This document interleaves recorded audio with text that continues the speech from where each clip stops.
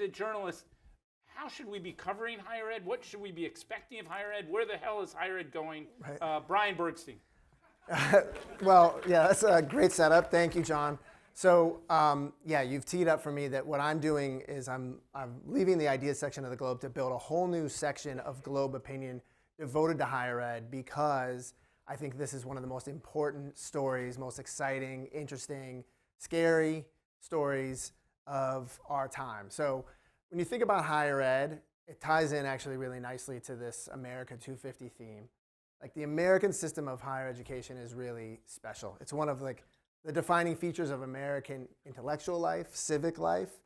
You know, there's a lot of talk about the liberal arts, and if you think about it, like, what is liberal? What is that word doing in the liberal arts? It doesn't mean like liberal versus conservative. It means liberal in the sense of liberty. You study the liberal arts so that you develop a sense of how to make use of your liberty, how to preserve liberty. And so higher ed has been this like amazing American product. People come from all over the world to experience American system of higher ed. We don't have time to go into all of it. I think pretty much everyone here is familiar with just how much the system, though, is in crisis. There's contradictions to higher ed that have existed for a long time, whether they exist to do research or to educate people, to give people jobs, or to make them, you know, to enhance the life of the mind. All these contradictions sort of held. These institutions could be doing many things at once, but there's a demographic cliff. There's fewer people going to college. That's going to put competitive pressure on schools. And AI is the big question mark. So there's so much in the air about who's college for? What is it for? And I just think we're about to enter this really incredible moment where some institutions are not going to survive. About a quarter of all higher ed institutions in this country. Car. To use your analogy, there will be far fewer institutions. Let's go down a path here. So William Barton Rogers hadn't graduated from William & Mary, was teaching geology at UVA, and he had a side hustle. He was surveying the state of Virginia before West Virginia had broken off, because the Industrial Revolution was happening, and he couldn't find surveyors skilled enough.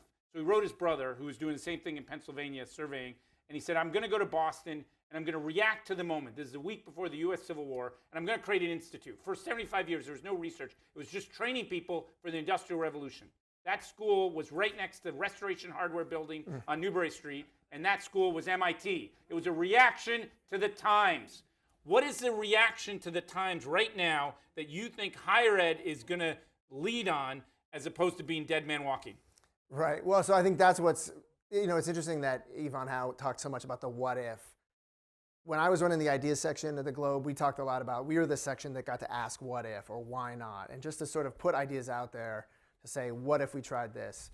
Why? What if we thought about this a certain way? And I think the answer is we don't really know what new models of higher ed are going to emerge and survive this really tumultuous time. Some people say that it's going to be schools that go big on scale, tons of online offerings, tons of international campuses. Some schools are pursuing basically that model of just scale. But another school of thought, definitely no pun intended, is that you just try to be very specialized. You don't try to be all things to all people. You're the school that is great at this one thing.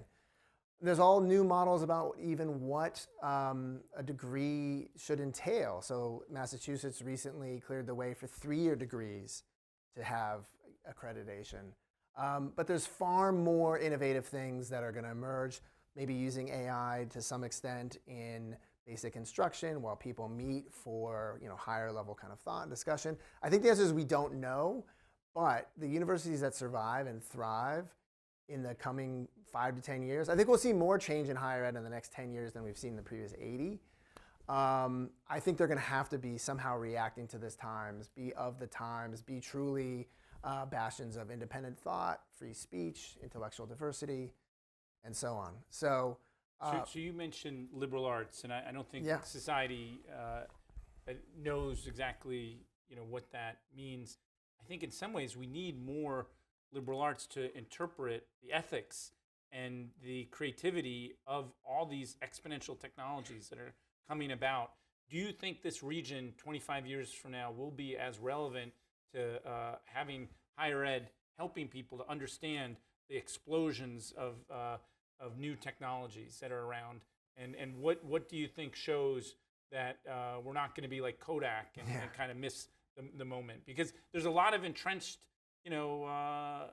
interests in keeping the things the way they always are. Yeah, there's a lot of money in the system too, and a lot of prestige, and it's a sector that's notably. Clay Christensen, I took his class a few blocks from here. His daughter sat next to me and whispered in my ear every lesson he taught. Said that's not how I exactly remember it, but he said Harvard is going to be disrupted. He's passed away, but I was like, really? Yeah. But the last 24 months, it hasn't been easy. Right, and I think that that the pace of change and that pressure for schools to reinvent themselves and to prove their worth, not just to their own students, but to the broader public, is only going to be increased. I think to answer your question, this new section I'm building within the Globe Opinion Desk, I want to call it College Town, I think, because like that is really who we are, and that's, we're going to be writing for people in college towns everywhere.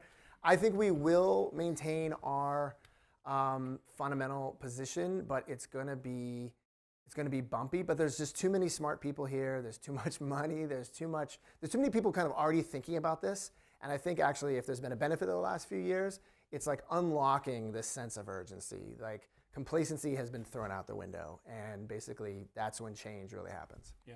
So I think someone once said, what you measure is what you value. I think the fact that you're putting a spotlight on higher ed and celebrating it or calling it out on challenges shows that, like a chicken and the egg, maybe you will help facilitate some things that'll help this region kind of reinvent itself at a time. Like William Barton Rogers reacting to the Industrial Revolution, there's an AI revolution and some other revolutions going on that I think this region is going to be at the forefront. Thank you. Thank you. May the force be with you. Live Thank long you. and prosper.